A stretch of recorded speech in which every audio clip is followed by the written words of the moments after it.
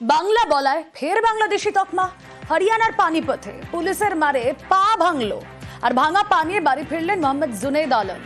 2 মাস আগে পানিপথে কারখানায় কাজে যান জুনেদ। 25শে জুলাই পানিপথে পুলিশের হাতে আটক। 3 দিন ধরে উল্টো করে বেধড়ক মারধরের অভিযোগ।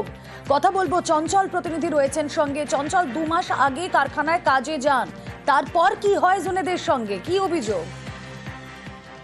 দেখো রুবেলা, তোমাকে জানিয়ে রাখি যে গোয়ালপুকুরের যে কেদ্রিগঞ্জ এলাকার বাসিন্দা মোহাম্মদ জুনেদ আলম, তার এই পর্যায়ী শ্রমিক হরিয়ানার যে পানিপথ সেখানে কারখানায় গিয়েছিল। প্রায় 2 মাস আগে সেখানে গিয়েছিল এবং কাজ করতেছিল ঠিকই। এর আগেও কিন্তু প্রায় 15 বছর ধরে সেই এলাকায় কিন্তু কাজ করতে যেত।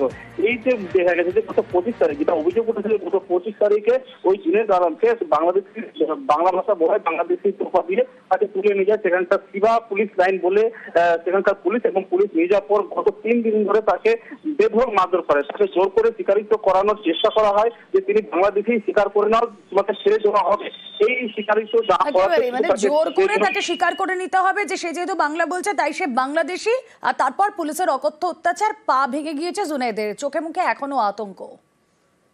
যেটা ফ্যাক্টরিতে আমরা করছিলাম কাজ, ওই ফ্যাক্টরিতে পুলিশ আছে, আমাকে নিয়ে গেল। আমাকে বলছিল কি তুমি বলো কি আমি বাইরে, মানে বাঙালি না, বাংলাদেশে বলছিল। উল্টায় হাত পা বাঁধে পায়ের তালুতে মারা হচ্ছিল। কয়জন পুলিশ মিলে মারতো? 4 জন। একজন বসে থাকতো উপরে, আর 2 জন হাত ধরতো, আর 2 জন মারতো। তুমি বলনি যে আমি ভারতীয়, আমি পশ্চিম বাংলার বাসিন্দা? আমি বলছিলাম কি আমি ভারতীয়, কিন্তু ও কথাটা মানেনি। ও বলছে না তুমি বাংলাদেশি। পাটা ওরাই ভাঙলো, মেরে ভাঙছে। হ্যাঁ, মেরে ভাঙছে পাটা। তো কতদিন তোমার উপরে প্রচার করছে? 3 দিন। ও তো ওখানকার পুলিশ ওকে মারধর করেছে, আমি অবাক হয়ে গেলাম। আমি দেখে পাটা ফ্র্যাকচার করে দিয়েছে, ভেঙে দিয়েছে, তারপরে কোমরটাতে চোট এসছে, তারপরে জল দিয়ে মাথাতে এবার মারা স্টার্ট করেছে। শুধু একটা কথা বলছে যে তুমি বলো কি আমি বাংলাদেশি। কিন্তু বাংলাদেশি নেই তো কি করে বলবে বাংলাদেশি আমি? এনার বাড়িটা আজকে আপনি দেখালেন, কত সুন্দর বাড়ি করেছিল। হ্যাঁ, মামলা তো আমরা করবো, 0 এফআইআর করবো আমরা হরিয়ানা পুলিশের এগেনস্টে। আপনারা করবেন? হ্যাঁ, না এখানকার লোক করবে, যে মার খেয়েছেন উনি করবেন। বাড়ি ফিরলেন দিল্লিতে আটক 2 পরিযায়ী শ্রমিক। বাংলা বলায় বাংলাদেশি সন্দেহে দিল্লিতে আটক। বাড়ি ফিরলেন নদিয়ার নবদ্বীপের 2 শ্রমিক। 3 মাস আগে রাজমিস্ত্রির কাজে দিল্লিতে পারি। 18 জুলাই 2 শ্রমিককে আটক করে দিল্লি পুলিশ। জেলা প্রশাসনের উদ্যোগে ঘরে ফিরলেন এই 2 শ্রমিক। রাত 12টা বাজে আমাদের দরজায় আওয়াজ করে, ওরা মদ খেয়ে আসে, 4-5 জন আসে, এসে আমাদের দরজায় জোরে জোরে নাটুদি বাড়ি তোলায় কার দেখায়, আবার আধার কার্ডগুলো ভালো করি দিয়ে আমাদের সবাইকে তোলে দিয়ে আমাদের সোনা থানায় নিয়ে যায়। 180 জনের মধ্যে অনেক জনকে মার টর্চার করেছে, আমরা শুনেছি, ওরা বলেছে। ওখানে আটকে 1 সপ্তাহ ওখানে আটকে রেখেছিল। এখন ভালোই আছি, আমার ভাই বাড়ি চলে এসছে, এটাই খুশি। আবার যদি যেতে চাই কাজে, যেতে দেবে না? কেন, এখন বাইরে এখন বিশাল মানে ঝামেলা চলছে, মারপিট চলছে। বাংলাতে কথা বললেই ধরবে, আধার কার্ড ভোটার ছবি দেখাচ্ছে, তাও প্রমাণ তারা মানছে না। ও যেগুলো 200 টাকা দিয়ে বানিয়ে নিয়ে এসছে নকল। আমরা কাজে গেছিলাম হরিয়ানা, ওখানে আমাদের 11 জনকে তুলেছিল। আধার কার্ড দেখাচ্ছি, বলছে আধার কার্ড কোনো কিছু লাগবে না, এইসব ফেলে দাও। তারপর ওখান থেকে আমাদের সোনা থানায় নিয়ে যায়। সোনা থানায় নিয়ে যেয়ে ওখানে আমাদের সব কিছু জিজ্ঞাসা করে আমাদেরকে খাতায় সাইন করে মানে ছেড়েছে। তারপর থানা থেকে কাগজ পাঠানো, তারপর থানা থেকে কাগজ পেটিয়েছে, থানার ওখানে প্রুফ গেছে, তারপর আমাদেরকে ছেড়েছে। যারা বাংলায় কথা বলছিল তাদেরই শুধু? হ্যাঁ, তাদেরই তুলছে। বেশিরভাগই এই রাজ্যেরই বেশি, আর আসামের বেশি। কেউ বলছে নাকি খুবই মেরেছে, হাত পা বেঁধে জলে চুবিয়েছে। তা এখন যা সিচুয়েশন, এখন কাজে যেতে ভয় লাগছে অল্প একটু। এখন মোটামুটি আপনারা সন্তুষ্ট, মানে ছেলে যে ঘরে ফিরে দেখে তা তবেই শান্তি পেলাম যে বাড়িতে ছেলে এসেছে। যেতে দিতে ভয় হচ্ছে, জানে যদি যে আবার যদি যায়, আবার যদি ধরে। বাংলা বলায় ফের বাংলাদেশি তকমা। হরিয়ানার পানিপথে পুলিশের মারে পা ভাঙলো আর ভাঙা পা নিয়ে বাড়ি ফিরলেন মোহাম্মদ জুনেদ আলম। 2 মাস আগে পানিপথে কারখানায় কাজে যান জুনেদ। 25শে জুলাই পানিপথে পুলিশের হাতে আটক। 3 দিন ধরে উল্টো করে বেধড়ক মারধরের অভিযোগ। কথা বলবো, চঞ্চল প্রতিনিধি রয়েছেন সঙ্গে। চঞ্চল, 2 মাস আগে কারখানায় কাজে যান, তারপর কি হয় জুনেদের সঙ্গে, কি অভিযোগ?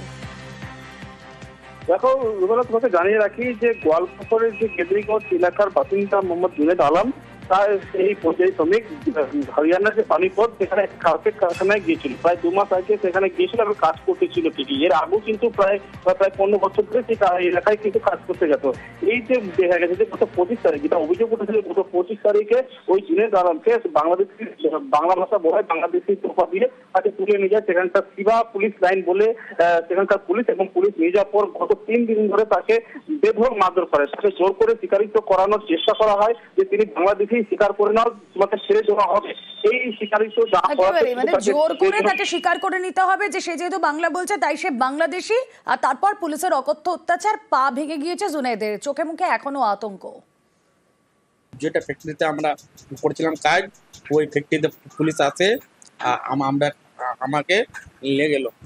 আমাকে বলছিল কি তুমি বলো কি আমি বাইরে মানে বাঙালি না, বাংলাদেশে বলছিল। উল্টায় হাত পা বাঁধে পায়ের তালুতে মারা হচ্ছিল। কয়জন পুলিশ মিলে মারতো? 4 জন। একজন বসে থাকতো উপরে, আর 2 জন হাত ধরতো, আর 2 জন মারতো। তুমি বলনি যে আমি ভারতীয়, আমি পশ্চিম বাংলার বাসিন্দা? আমি বলছিলাম কি আমার ভারতীয়, কিন্তু ও কথাটা মানেনি। ও বলছে না তুমি বাংলাদেশি। পাটা ওরাই ভাঙলো, মেরে ভাঙছে। মেরে ভাঙছে পাটা। তো কতদিন তোমার উপরে প্রচার করছে? 3 দিন। ও তো ওখানকার পুলিশ ওকে মারধর করেছে, আমি অবাক হয়ে গেলাম। আমি দেখে পাটা ফ্র্যাকচার করে দিয়েছে, ভেঙে দিয়েছে, তারপরে কোমরটাতে চোট এসছে, তারপরে জল দিয়ে মাথাতে এবার মারা স্টার্ট করেছে। শুধু একটা কথা বলছে যে তুমি বলো কি আমি বাংলাদেশি। ইনি বাংলাদেশি নেই তো কি করে বলবে বাংলাদেশি আমি? ইনার বাড়িটা আজকে আপনি দেখালেন কত সুন্দর বাড়ি করেছিল। হ্যাঁ, মামলা তো আমরা করবো, 0 এফআইআর করবো আমরা হরিয়ানা পুলিশের এগেনস্টে। আপনারা করবেন? হ্যাঁ, না এখানকার লোক করবে, যে মার খেয়েছেন উনি করবেন। বাড়ি ফিরলেন দিল্লিতে আটক 2 পরিযায়ী শ্রমিক। বাংলা বলায় বাংলাদেশি সন্দেহে দিল্লিতে আটক, বাড়ি ফিরলেন নদিয়ার নবদ্বীপের 2 শ্রমিক। 3 মাস আগে রাজমিস্ত্রির কাজে দিল্লিতে পারি। 18 জুলাই 2 শ্রমিককে আটক করে দিল্লি পুলিশ। জেলা প্রশাসনের উদ্যোগে ঘরে ফিরলেন এই 2 শ্রমিক। রাত 12টা বাজে আমাদের দরজায় আওয়াজ করে, ওরা মদ খেয়ে আসে, 4-5 জন আসে, এসে আমাদের দরজায় জোরে জোরে নাটি দিয়ে বাইরে তোলায়, কার দেখায় আবার একাডগুলো ভালো করি দিয়ে আমাদের সময়কে তোলে দিয়ে আমাদের সোনা থানায় নিয়ে যায়। 180 জনের মধ্যে অনেকজনকে মার টর্চার করেছে, আমরা শুনেছি, ওরা বলেছে। ওখানে আটকে 1 সপ্তাহ ওখানে আটকে রেখেছিল, এখন ভালোই আছে। আমার ভাই বাড়ি চলে এসছে, এটাই খুশি। আবার যদি যেতে চায় কাজে কি যেতে দেবে না, কেন এখন বাইরে এখন বিশাল মানে ঝামেলা চলছে, মারপিট চলছে। বাংলাতে কথা বললেই ধরবে, আধার কার্ড ভোটার ছবি দেখাচ্ছে, তাও প্রমাণ তারা মানছে না। ও যেগুলো 200 টাকা দিয়ে বানিয়ে নিয়ে এসছে নকল। আমরা কাজে গেছিলাম হরিয়ানা, ওখানে আমাদের 11 জনকে তুলেছিল। আধার কার্ড দেখাচ্ছি, বলছে আধার কার্ড কোনো কিছু লাগবে না, এইসব ফেলে দাও। তারপরে ওখান থেকে আমাদের সোনা থানায় নিয়ে যায়। সোনা থানায় নিয়ে যেয়ে ওখানে আমাদের সব কিছু জিজ্ঞাসা করে আমাদেরকে খাতায় সাইন করে মানে ছেড়েছে। তারপর থানা থেকে কাগজ পাঠানো, তারপর থানা থেকে কাগজ পেটিয়েছে, থানার ওখানে প্রুফ গেছে, তারপর আমাদেরকে ছেড়েছে। যারা বাংলায় কথা বলছিল তাদেরই শুধু? হ্যাঁ, তাদেরই তুলছে। বেশিরভাগই এই রাজ্যেরই বেশি, আর আসামের বেশি। কেউ কেউ বলছে নাকি খুবই মেরেছে, হাত পা বেঁধে জলে চুবিয়েছে। তা এখন যা সিচুয়েশন, এখন কাজে যেতে ভয় লাগছে অল্প একটু।